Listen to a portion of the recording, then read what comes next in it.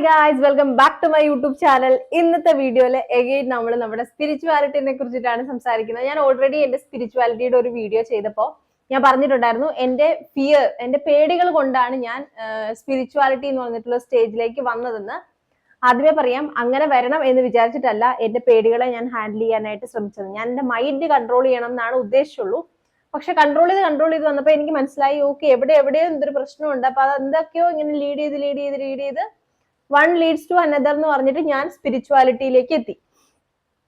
അപ്പൊ അത് ഈ സ്പിരിച്വാലിറ്റി എന്ന് പറഞ്ഞ സാധനം, അല്ലെങ്കിൽ ഇങ്ങനത്തെ ഒരു പാത്തിലുള്ളവർക്ക് ഇത് ഞാൻ ഒത്തിരി അങ്ങോട്ട് എക്സ്പ്ലെയിൻ ചെയ്യേണ്ട ആവശ്യമില്ല. അല്ലാത്തവർക്ക് ഇത് എക്സ്പ്ലെയിൻ ചെയ്താലും മനസ്സിലാവണം എന്നില്ല. അപ്പോൾ ഞാൻ ഒരിക്കൽ കൂടെ ഒന്ന് പറയാം. ജസ്റ്റ് എനിക്ക് ഭയങ്കര പേടിയായിരുന്നു. അപ്പൊ ഞാൻ മനസ്സിനെ കൺട്രോൾ ചെയ്യാൻ വേണ്ടിയിട്ട് എന്നെ ഒരുപാട് ഹെൽപ്പ് ചെയ്തിട്ടുള്ള ഒരു ബുക്കാണ് ഈ ഒരു ബുക്ക് എന്ന് പറയുന്നത്. നിങ്ങളുടെ ഉപബോധ മനസ്സിന്റെ ശക്തി എന്ന് പറഞ്ഞിട്ട് ജോസഫ് മർഫിയുടെ ഒരു ബുക്കാണിത്. ഈ ബുക്ക് ഇതെനിക്ക് ആരോ സജസ്റ്റ് ചെയ്തതാണോ അതോ ഞാൻ തന്നെ കണ്ടുപിടിച്ചാണോ ഞാൻ ഓർക്കുന്നില്ല. ഞാൻ ഒരുപാട് റിസർച്ച് നടത്തുമായിരുന്നു ഇതിന്റെ പേരിൽ. അപ്പൊ അങ്ങനെ കണ്ടുപിടിച്ചാണ്. അതുപോലെ തന്നെ സീക്രട്ട് എന്ന് പറഞ്ഞിട്ടുള്ള ബുക്ക് ഞാൻ വായിച്ചിട്ടുണ്ട്. അതും എന്റെ കയ്യിലുണ്ട്. എന്റെ കയ്യിൽ ഇങ്ങനത്തെ കുറേ ബുക്കുകളുണ്ട്. അതുപോലെ സദ്ഗുരുവിന്റെ ഇന്നർ എഞ്ചിനീയറിംഗ് എന്ന് പറഞ്ഞിട്ടുള്ള ബുക്ക്, അങ്ങനെ ഒരുപാട് സാധനങ്ങൾ ഞാൻ വായിച്ചിട്ടുണ്ട്. ഞാൻ സ്ഥിരമായിട്ട് ഈ സദ്ഗുരുവിന്റെ പ്രഭാഷണങ്ങൾ ഞാൻ ഇങ്ങനെ കേൾക്കുമായിരുന്നു. അങ്ങനെ എവിടെയോ ഒരു തോട്ടില് ഞാൻ ഭയങ്കര ഒരു കൃഷ്ണ ഭക്തയായിരുന്ന ഞാൻ ഒരു പോയിന്റിൽ എനിക്ക് മനസ്സിലായി, കൃഷ്ണ ആ ഒരു സാധനം, കൃഷ്ണനുണ്ട്, പക്ഷെ എല്ലാം ഒന്നാണ്. നമ്മുടെ ഈ പല റിലീജിയൻ അങ്ങനെ സാധനങ്ങൾ, എനിക്കിതിങ്ങനെ പണ്ട് തൊട്ട് എനിക്ക് ഈ സാധനം എനിക്ക് ഡൈജസ്റ്റ് ആവുന്നില്ല.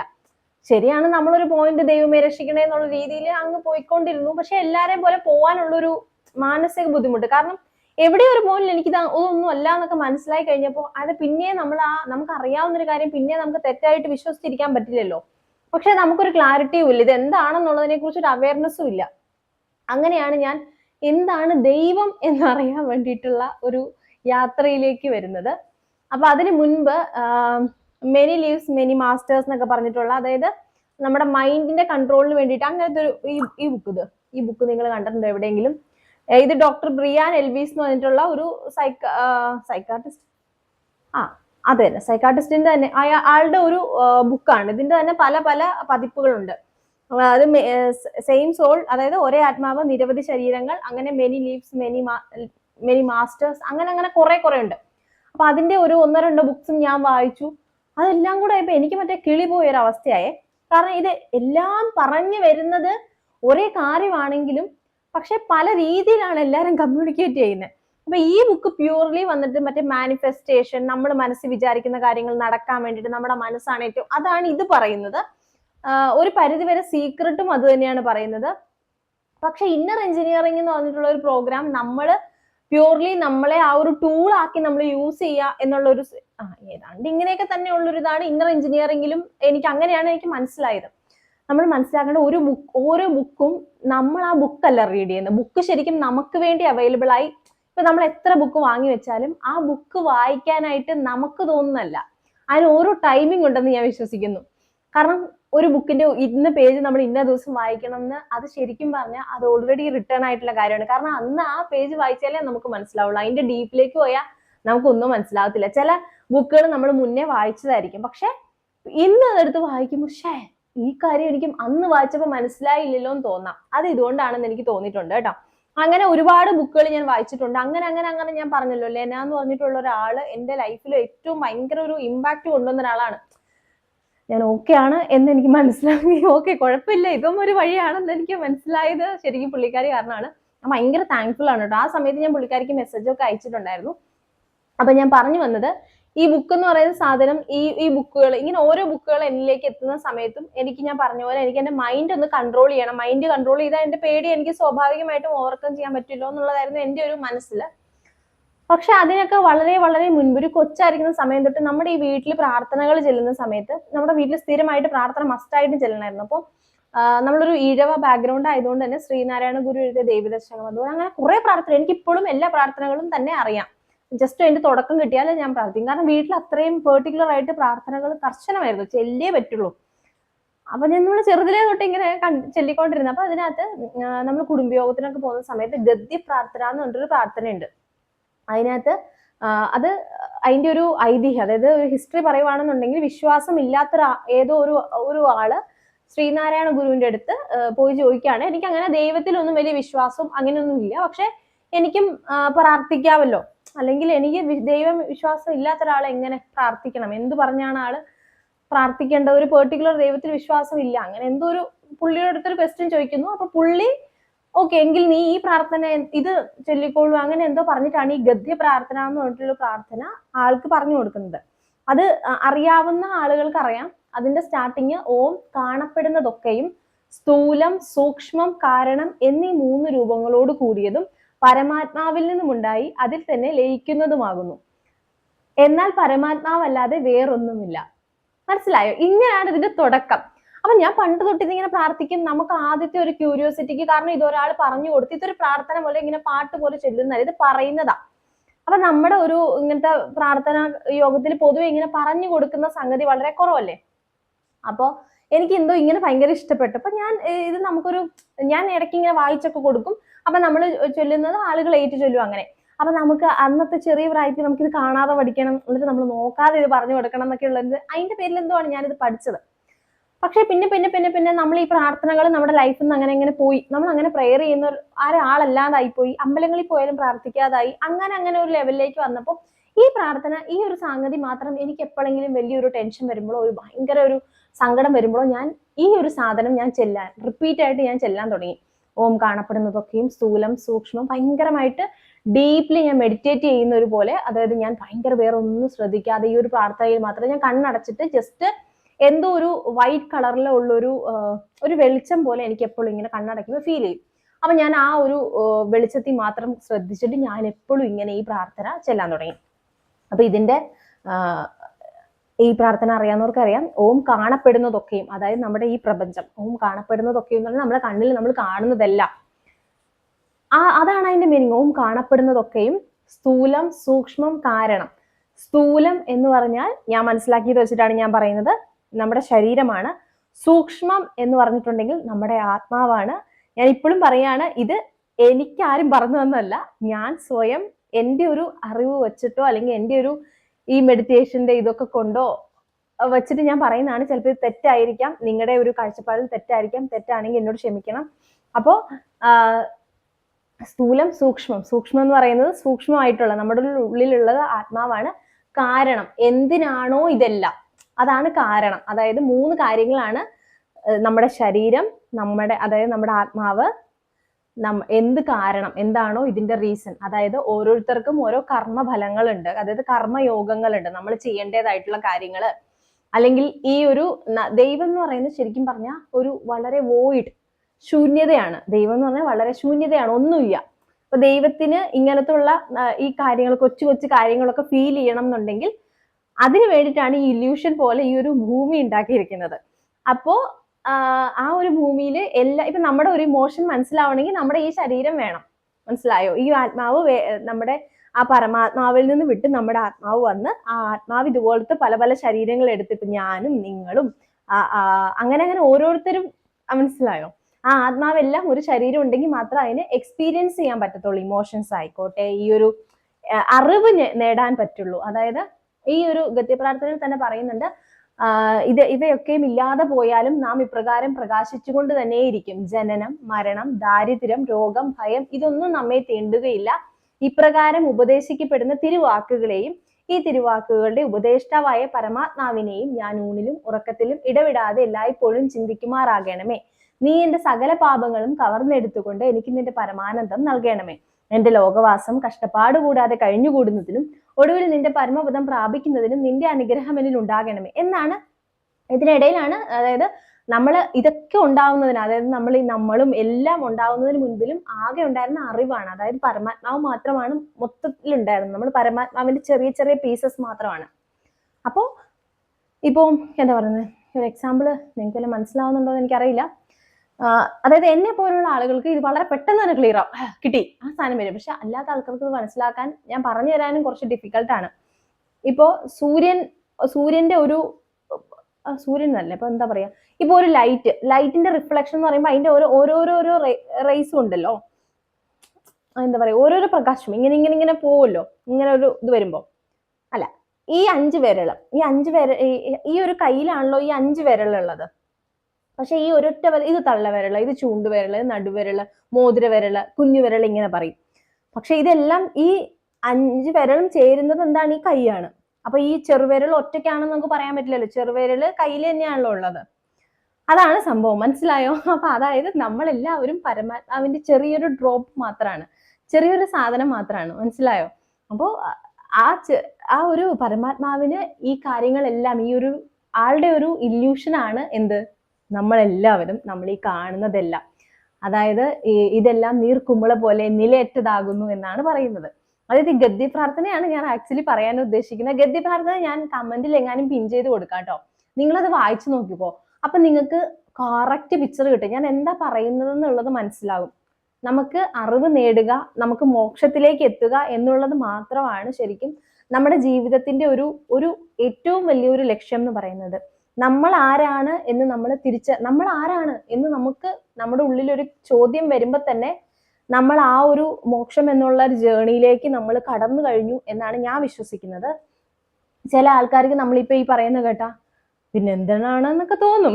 ഞാൻ ഒരുപാട് ക്വസ്റ്റ്യൻസ് കേട്ടിട്ടുണ്ട്. പിന്നെ ഞാൻ മനസ്സിലാക്കിയത് വെച്ചിട്ട് ഞാൻ പറയുവാണെങ്കിൽ, നമുക്കൊരു നമ്മുടേതായിട്ടുള്ള ഒരു സ്പിരിച്വൽ ജേർണിയിൽ ഒരു ഇനീഷ്യൽ സ്റ്റേജിൽ നമുക്കിത് എല്ലാവരോടും പറയണം, ഇവിടെ ഇത് ഇങ്ങനെയാണെന്ന് പറയണം എന്നുള്ള ഭയങ്കര ത്വര കാണും. പക്ഷെ ഞാൻ പറയുവാണെങ്കിൽ നമ്മൾ ആ ഒരു സമയത്ത് നമ്മൾ മാക്സിമം നമ്മുടെ ഉള്ളിലേക്ക് മിണ്ടാതിരിക്കുക എന്നുള്ളതാണ്. നമുക്ക് വേണ്ടിയിട്ട് കുറച്ച് സമയം പോലെ അതിന് മിണ്ടാതിരിക്കുക. നിങ്ങൾക്ക് ഒരാളോട് പറയാൻ തോന്നുന്ന കാര്യങ്ങളെല്ലാം നിങ്ങൾ എഴുതി വെക്കുക. ഞാൻ അങ്ങനെ എൻ്റെ ഒരു ഫുൾ ഡയറിയിൽ ഞാൻ എൻ്റെ ഈ സ്പിരിച്വാലിറ്റിയിൽ, എൻ്റെ ഈ സ്പിരിച്വൽ ജേർണിനെ കുറിച്ചിട്ട് എനിക്ക് ആ സമയത്ത് തോന്നുന്ന എല്ലാം ഞാൻ എഴുതി വെക്കും. എൻ്റെ ഒരു പ്രത്യേകത എന്താണെന്ന് വെച്ചാൽ, പണ്ട് തൊട്ട് ഞാൻ നല്ലോണം എഴുതും. എനിക്കിപ്പോൾ പറയുന്നതിനേക്കാളും എഴുതാൻ ഭയങ്കര ഈസിയാണ്. ഞാൻ ഒരു കാര്യം ഞാൻ പറഞ്ഞ് ഫലിപ്പിക്കുന്നതും എഴുതി ഫലിപ്പിക്കുന്നതും തമ്മിൽ നോക്കിയാൽ എഴുതി ഫലിപ്പിക്കുന്നതാണ് ഫസ്റ്റിൽ നിൽക്കുന്നത്. എനിക്ക് പെട്ടെന്ന് എഴുതാൻ പറ്റും. കാരണം ഇപ്പൊ നമ്മൾ പേന ഇവിടെ നിന്ന് സ്റ്റാർട്ട് ചെയ്തിട്ടുണ്ടെങ്കിൽ എനിക്ക് ജസ്റ്റ് ഒരു ആലോചന പോലും ഇല്ലാണ്ട് അതിനെ ഇങ്ങനെ കണ്ടിന്യൂ ചെയ്ത് എഴുതാൻ പറ്റും. ഞാൻ വിചാരിക്കുന്നത് ഞാനല്ല, വേറെ ആരും എഴുതുന്നതാണ്. എനിക്ക് പലപ്പോഴും അങ്ങനെ ഫീൽ ചെയ്തിട്ടുണ്ട്, എസ്പെഷ്യലി ഈ ഒരു സ്പിരിച്വാലിറ്റിയുടെ കേസിൽ. ഈ പെട്ടെന്ന് ഇങ്ങനെ ഈ ഒരു ഇമാജിനേഷൻ ആണോ എന്തോ ഒരു സാധനം എനിക്ക് ഇങ്ങനെ പെട്ടെന്ന് വരും. അതെനിക്ക് എപ്പോഴും ഫീൽ ചെയ്തിട്ടുണ്ട്. അപ്പൊ ഞാൻ ഈ വല്ലവരോട് പറഞ്ഞ് നമ്മൾ എന്തിനാണ് ഇതൊക്കെ തലയ്ക്ക് വല്ല സുഖമില്ലേ എന്ന് ചിന്തിപ്പിക്കുന്നതിനേക്കാളും നല്ലത് നമ്മൾ സ്വയം മനസ്സിലാക്കി എഴുതുക എന്നുള്ളതാണ്. കാരണം നമ്മൾ വേറെ ആരോടെങ്കിലും ഈ കാര്യം ഡിസ്കസ് ചെയ്യാൻ വേണ്ടിയിട്ടൊരു ക്യൂരിയോസിറ്റി നമുക്ക് വരുന്ന അവരെങ്ങനെ ഇതിനെക്കുറിച്ച് ചിന്തിക്കുന്നത്, അവരുടെ ഒരു POV നമുക്ക് കിട്ടാൻ വേണ്ടിയിട്ടാണ്. പക്ഷെ അവർ ആ ഒരു ജേർണി സ്റ്റാർട്ട് ചെയ്ത് പോലും ചെയ്തിട്ടില്ല, അല്ലെങ്കിൽ ഇങ്ങനത്തെ ഒരു ചിന്ത പോലും അവരുടെ ഉള്ളിലില്ലെങ്കിൽ നമ്മളിത് പെട്ടെന്ന് പോയി പറയുമ്പോഴത്തേനും അവർ വിചാരിക്കും ശരിക്കും നമുക്ക് ഭ്രാന്താന്ന്. അതുകൊണ്ട് മിണ്ടാതിരിക്കുക. അത്യാവശ്യം അറിയാവുന്ന ആരെങ്കിലും ഉണ്ടെങ്കിൽ, ഇതിനെ നമ്മളെ പോലെ സെയിം ആളുകൾ ഉണ്ടെങ്കിൽ അവരോട് ഡിസ്കസ് ചെയ്യുക. നിങ്ങൾക്ക് ഇങ്ങനത്തെ എക്സ്പീരിയൻസ് ആണോ, ഇങ്ങനെ അത് നല്ല രീതിയിൽ ഗുഡ് കോൺവെർസേഷൻ ബിൽഡ് ചെയ്യുക എന്നുള്ളതാണ്. അപ്പം എൻ്റെ ഒരു ഇനീഷ്യൽ സ്റ്റേജിൽ ഞാൻ ഓർക്കുന്നുണ്ട്, എൻ്റെ അനിയൻ എന്നെ ഇങ്ങനെ പറയാൻ തുടങ്ങി. ഇപ്പൊ ഞാൻ ശിവരാത്രി വ്രതം എടുക്കുമായിരുന്നേ. ഞാൻ ദൈവവിശ്വാസിയല്ല, റിലീജിയസ് അല്ല, ഇതിലൊന്നും എനിക്ക് വിശ്വാസമില്ല. ദൈവം ഉണ്ടെന്ന് ഞാൻ വിശ്വസിക്കുന്നുണ്ട്. പക്ഷെ അമ്പലത്തിലോ പള്ളിയിലോ പെർട്ടിക്കുലർ ആയിട്ട് ദൈവം ഉണ്ടെന്ന് ഞാൻ വിചാരിക്കുന്നില്ല. അമ്പലത്തിൽ നമ്മൾ പോകുന്നതും പള്ളിയിൽ നമ്മൾ പോകുന്നതും നമ്മളൊരു തെറാപ്പി പോലെയാണ് ഞാൻ കണക്കാക്കുന്നത്. അപ്പോൾ ഇത് നമുക്ക് ഒരാളെ പറഞ്ഞ് കൺവിൻസ് ചെയ്യാൻ പറ്റത്തില്ല. കാരണം അവരും നമ്മളെ പോലെ തന്നെ ഒരു സ്റ്റേജിൽ നമ്മൾ എങ്ങനെയായിരുന്നു, ഭയങ്കര ദൈവവിശ്വാസിയും ഭയങ്കര ഒരു ഭക്തയുമായിരുന്നു. അതുപോലെ തന്നെയാണ് അവർ നിൽക്കുന്നത്. സോ അവരെ നമ്മുടെ ആ ഒരു സമയത്ത് നമ്മളെ ആർക്കെങ്കിലും പറഞ്ഞ് അടിച്ചിടാൻ പറ്റുമോ? ഇല്ല. അതുപോലെയാണ് അവരും കണ്ടാൽ മതി, ബാക്കി പ്രശ്നമൊക്കെ തീർന്നു. പക്ഷെ എനിക്ക് ആ ഒരു ടൈമിൽ എനിക്കറിയാതല്ലെന്ന്, പക്ഷെ എനിക്കത് അടിച്ചേൽപ്പിക്കാനുള്ള ഒരു ത്വര ഉണ്ടായിരുന്നു, സത്യമായിട്ടും ഉണ്ടായിരുന്നു. അത് നമ്മുടെ ഈഗോ ആണ്. അത് നമ്മൾ പറയുന്ന ഒരു കാര്യം വേറൊരാൾ അക്സെപ്റ്റ് ചെയ്യാണ്ട് വരുമ്പോൾ നമുക്ക് നമ്മുടെ ഒരു ഈഗോ ഇങ്ങനെ ട്രിഗർ ആകും. അപ്പൊ നമ്മൾ ഓപ്പോസിറ്റ് ചെയ്യും, ഭയങ്കര വഴക്കാകും. അങ്ങനെ ഞാനും അനിയനും വഴക്കൊക്കെ ഉണ്ടാക്കിയിട്ടുണ്ട് കേട്ടോ. ഭയങ്കര എനിക്കിപ്പോ ഓർക്കുമ്പോൾ ചിരി വരും. പക്ഷെ ഇപ്പൊ ഞാൻ ആലോചിക്കുമ്പോൾ ശരിയാണ്, അവൻ അങ്ങനെ ആ ഒരു കാര്യം, അവൻ ഇങ്ങനെ ഓരോ കാര്യങ്ങൾ എന്നോട് ചോദിക്കാൻ തുടങ്ങി. അപ്പൊ ഇതെന്താ ഇങ്ങനെ, ഇതെന്താ അങ്ങനെ, ആ ഓരോ ക്വസ്റ്റ്യൻസും നമ്മുടെ ഉള്ളിൽ കിടക്കുവാണ്. അപ്പൊ നമ്മൾ അതിനു വേണ്ടി വർക്ക് ചെയ്യാൻ തുടങ്ങും. അതെന്തായിരിക്കും, അല്ലെങ്കിൽ അവൻ ചോദിച്ചത് ശരിയല്ലേ, അതെന്താണ്, അത് നീയും ചിന്തിക്കുന്ന കാര്യമല്ലേ. അപ്പൊ നമുക്ക് ആൻസർ ഇല്ലാതെ വരുമ്പോൾ നമ്മൾ ഈഗോ ഭയങ്കര പിടിച്ചിട്ടോ, നീ പറയുന്നത് തെറ്റാ, ഞാൻ പറയുന്നത് അങ്ങോട്ട് കേൾക്കുക, അക്സെപ്റ്റ് ചെയ്യേ എന്നല്ല പറയണ്ടേ. നമ്മൾ ആലോചിക്കുക, നമ്മളെ ഒരാൾ ഇങ്ങനെ ട്രിഗർ ചെയ്യുന്ന പോലെ ക്വസ്റ്റ്യൻ ചോദിക്കുമ്പോൾ അതിനും കാര്യം ഉണ്ടാകും എന്ന് വിചാരിച്ച് എനിക്ക് പേഴ്സണലി അത് ഒത്തിരി ഉപകാരപ്പെട്ടിട്ടുണ്ട്. ഞാൻ അവനോട് ചോദിച്ച ഓരോ ക്വസ്റ്റ്യൻസിനും ഇപ്പോഴാണ് അവൻ എന്നോട് ചോദിക്കുന്നത് എനിക്ക് തക്കതായ മറുപടി എനിക്ക് പറഞ്ഞു കൊടുക്കാൻ പറ്റും. പക്ഷെ അത് കുറച്ച് 1-2 വർഷമൊക്കെ മുന്നേ ആണ്. അപ്പോൾ അങ്ങനെ ഒരുപാട് അപ്പൊ മെയിൻ ആയിട്ട് ഞാൻ പറയാൻ വന്നത് ഈ ഒരു ഗദ്യ പ്രാർത്ഥനയാണ് എൻ്റെ ഒരു ലൈഫിന്റെ ഒരു ടേണിങ് എന്ന് പറയുന്നത്. കാരണം അറിഞ്ഞോ അറിയാതെയോ എൻ്റെ ലൈഫിന്റെ ഏതോ ഒരു പാർട്ട് തൊട്ട് ഈ ഗദ്യ പ്രാർത്ഥന എൻ്റെ ഒപ്പം ഉണ്ട്. എനിക്കറിയില്ല, ഞാൻ അർത്ഥം അറിഞ്ഞല്ല ആദ്യം ഞാനിത് ചൊല്ലി തുടങ്ങിയത്. പക്ഷെ ഈ മെഡിറ്റേഷൻ ചെയ്യുന്നതുകൊണ്ടാണോ ബുക്കുകൾ വായിക്കുന്നതുകൊണ്ടാണോ ഒരു ദിവസം എപ്പോഴോ ഞാൻ ഇങ്ങനെ ഇരുന്ന് ചൊല്ലിയപ്പോൾ എനിക്ക് ഇതല്ലേ എന്നുള്ളൊരു സാധനം വരികയായിരുന്നു. പിന്നെ ഞാൻ അതിലിങ്ങനെ വർക്ക് ചെയ്യാൻ തുടങ്ങി. അങ്ങനെ നല്ല നമുക്ക് എല്ലാം നമ്മളെ ഒരു കാര്യത്ത് നമ്മളൊരു ഒരു സ്ഥലത്ത് നമ്മൾ എത്തി, നമ്മൾ തിരിഞ്ഞു നോക്കുമ്പോഴാണ് ഇതെല്ലാം നമ്മുടെ കൂടെ ഉണ്ടായിരുന്നു, പക്ഷെ നമ്മൾ അത്ര മൈൻഡ് ചെയ്തിട്ടില്ല എന്ന് എനിക്ക് മനസ്സിലായത്. അപ്പോൾ നിങ്ങളുടെ ലൈഫിൽ നിങ്ങളൊരു പ്രാർത്ഥന സ്ഥിരമായി ചെല്ലുന്ന ഒരാളാണെങ്കിൽ നിങ്ങൾ മനസ്സിലാക്കേണ്ടത്, നിങ്ങളൊരു ശ്ലോകമായിക്കോട്ടെ, അല്ലെങ്കിൽ ഒരു മന്ത്രങ്ങളായിക്കോട്ടെ, ഒരു പ്രാർത്ഥന ആയിക്കോട്ടെ, നിങ്ങൾ അതിനെ കണ്ടിന്യൂസ് ആയിട്ട് ചെല്ലുന്നുണ്ടെങ്കിൽ നിങ്ങൾ അതിന്റെ അർത്ഥം അറിയാൻ ഒന്ന് ശ്രമിക്കുന്നത് വളരെ നന്നായിരിക്കും. കാരണം അർത്ഥം അറിയാതെ നമ്മൾ എന്ത് കാര്യം പറഞ്ഞിട്ടും ഒരു കാര്യവും ഇല്ല. ഇപ്പൊ നമ്മള് എന്താ പറയുന്നത്, ഓം ഗുരു ബ്രഹ്മ ഗുരു വിഷ്ണു ഗുരു ദേവോ മഹേശ്വര ഗുരു സാക്ഷാത് പരബ്രഹ്മ തസ്മൈ ശ്രീ ഗുരവേ നമ. ഇതിന്റെ അർത്ഥം അറിയാതെ മറ്റേ എല്ലാരും പറയുന്നു, ഞാനും ഇരുന്ന് പറയുന്നു, ഓക്കെ ഓക്കെ ഓക്കെ, അതായത് നമ്മൾ ദൈവദശകം ചെല്ലുന്നു, അല്ലെങ്കിൽ മറ്റേ രാമരാമ ചെല്ലുന്നു, ഇതിന്റെ ഒന്നും അർത്ഥം അറിയില്ല, എല്ലാരും ചെല്ലുന്നു ഞാനും ചെല്ലുന്നു എന്ന് പറഞ്ഞാൽ നമുക്കൊന്നും ഇല്ല. ഞാൻ പറയുന്നത്, നമ്മൾ അർത്ഥം അറിയുമ്പോൾ നമുക്ക് നമ്മുടെ ഉള്ളിൽ നിന്നും വരുന്ന ഒരു ഇമോഷൻ വേറെയാണ്. നമ്മൾ ആർക്കാണ്ട് വേണ്ടി ചെല്ലുന്നു എന്നുള്ളത് വെച്ചിട്ട് നമുക്കിത് എന്താണ് എന്നറിയണം എന്നുള്ളൊരു ആത്മാർത്ഥമായിട്ടുള്ള ആഗ്രഹം വന്നാൽ നമുക്ക് മുന്നിൽ ഒരു വലിയ വാതിൽ തന്നെ തുറക്കും. നമുക്ക് ഇഷ്ടമുള്ള, നമുക്കറിയാൻ ആഗ്രഹമുള്ള എല്ലാം നമുക്ക് ഇങ്ങനെ ഇങ്ങനെ ഇങ്ങനെ വന്നുകൊണ്ടിരിക്കും. മനസ്സിലായോ? ഇപ്പോ ഞാൻ പറഞ്ഞല്ലോ, ഞാൻ വളരെ സ്റ്റക്കായ ഒരു പോയിന്റിലാണ്. എനിക്ക് ഒരിക്കലും ഇങ്ങനെ സംഭവിക്കത്തില്ല. കാരണം ആലോചിച്ച് നോക്കാം, ഞാൻ എല്ലാ ബുക്കും വായിച്ചു, അത് ഇത് ഞാൻ ഒരു പോയിന്റിൽ എത്തി, പക്ഷെ എനിക്കിതിന് മുന്നോട്ട് എങ്ങനെ പോകണമെന്നേ അറിയത്തില്ല. ആ ഒരു പോയിന്റിലാണ് ലെന വന്നിട്ട് എന്താണ് ഓട്ടോബയോഗ്രഫി ഓഫ് ഗോഡ് എന്ന് പറഞ്ഞിട്ട് ബുക്ക് ഇറക്കിയത്. ആ ബുക്ക് വായിച്ചപ്പോൾ എനിക്ക് ഞാൻ എവിടെയാണോ നിന്നത് ശരിയാണ്, ഞാൻ അവിടെ നിന്ന് ഞാൻ നെക്സ്റ്റിലേക്ക് പോകാനുള്ള ഒരു പാത്ത് വേ പോലെയായിരുന്നു. മനസ്സിലായോ? അതാണ് ഞാൻ പറഞ്ഞത്, എവിടെയോ കിടക്കുന്ന ഒരു ലെന. എന്തിന്റെ ആവശ്യമാണ് നമുക്കിത് പറഞ്ഞു തരണ്ടേ? ചിന്തിച്ചോ? അതാ ഞാൻ പറഞ്ഞത്, നമുക്ക് ആ ഒരു ആഗ്രഹം, അല്ലെങ്കിൽ നമ്മൾ ആ ഒരു ഡോർ ഓപ്പൺ ആയിട്ട് നിൽക്കുവാണെന്നുണ്ടെങ്കിൽ നമുക്ക് എവിടുന്നാണ് ഓപ്ഷൻസ് വരുന്നതെന്ന് പറയാൻ പറ്റില്ല. ഇഷ്ടം പോലെ വഴി വരും. ഇപ്പൊ എൻ്റെ ഈ വീഡിയോ കാണുന്ന നിങ്ങൾ മേ ബി ഇത് ഭ്രാന്തായിട്ടിരിക്കുന്ന ഒരാളാണെന്നുണ്ടെങ്കിൽ, ലെന എന്ന് പറയുന്നത് ഭയങ്കര പോപ്പുലർ ആയിട്ട് ഒരാളാണ്. അപ്പോൾ അവരെ കൊണ്ട് പറ്റും, നമ്മളെ കൊണ്ട് പറ്റുമോ എന്നുള്ളൊരു ഡൗട്ട് വരുവാണെങ്കിൽ ഞാൻ വളരെ സാധാരണക്കാരിയല്ലേ. അപ്പോൾ ഞാൻ എൻ്റെതായിട്ടുള്ള എല്ലാ കാര്യങ്ങളുടെ ഇടയ്ക്കാണ് എൻ്റെ സ്പിരിച്വാലിറ്റിക്ക് വേണ്ടി ടൈം കണ്ടെത്തുന്നതും. ഞാൻ വിചാരിക്കുന്നത് നമ്മുടെ മനസ്സിന്റെ, നമ്മുടെ ആത്മാവിന്റെ ഒരു ഭക്ഷണമാണ് ധ്യാനം, മെഡിറ്റേഷൻ എന്നാണ് ഞാൻ വിചാരിക്കുന്നത്. അപ്പോൾ നമ്മുടെ ആത്മാവ് ഭയങ്കര ടയേർഡ് ആണെങ്കിൽ അതിന് ഇച്ചിരി നേരം അതിനൊരു ഫുഡ് കൊടുക്കേണ്ട അത്യാവശ്യമാണ്. അപ്പൊ ഞാൻ കുറച്ചു നേരം മെഡിറ്റേഷനിലിരിക്കും. അതും എല്ലാവരും പറയുന്ന പോലെ മെഡിറ്റേഷനിൽ അങ്ങനെ ഒരു ഡീപ്പ് മെഡിറ്റേഷൻ അങ്ങനെയൊന്നും എന്നെ കൊണ്ട് പറ്റിയിട്ടില്ല. ഞാൻ ചിലപ്പോൾ എൻ്റെ ബ്രീത്തിൽ കോൺസെൻട്രേറ്റ് ചെയ്യും, അല്ലെന്നുണ്ടെങ്കിൽ ഞാൻ ഇങ്ങനെ കണ്ണടച്ചിട്ട് ഇവിടെ ഞാൻ കോൺസെൻട്രേറ്റ് ചെയ്യും. അല്ലെങ്കിൽ ഞാൻ ചെയ്യുന്ന എന്നാന്ന് വെച്ചിട്ടുണ്ടെങ്കിൽ കണ്ണടച്ച് ഇങ്ങനെ ഇരിക്കും. അപ്പൊ നമ്മുടെ ഉള്ളിൽ, ഇപ്പൊ നമ്മൾ ലൈറ്റ് എവിടെയെങ്കിലും ലൈറ്റ് ഇട്ടിട്ടുണ്ടെങ്കിൽ നമ്മൾ കണ്ണടച്ചിരിക്കുന്ന സമയത്തും ആ ലൈറ്റിന്റെ ഒരു വെട്ടം നമുക്ക് ആ കണ്ണിൽ എവിടെയെങ്കിലും ഉണ്ടാവും. അപ്പൊ അതിൽ കോൺസെൻട്രേറ്റ് ചെയ്യും. അങ്ങനെയാണ് ഞാൻ ഇരിക്കുന്നത്. അപ്പൊ കുറച്ച് കഴിയുമ്പോൾ നമ്മൾ വേറെ ഏതോ ലോകത്ത് പോയ പോലെ ഒരു ഫീല്.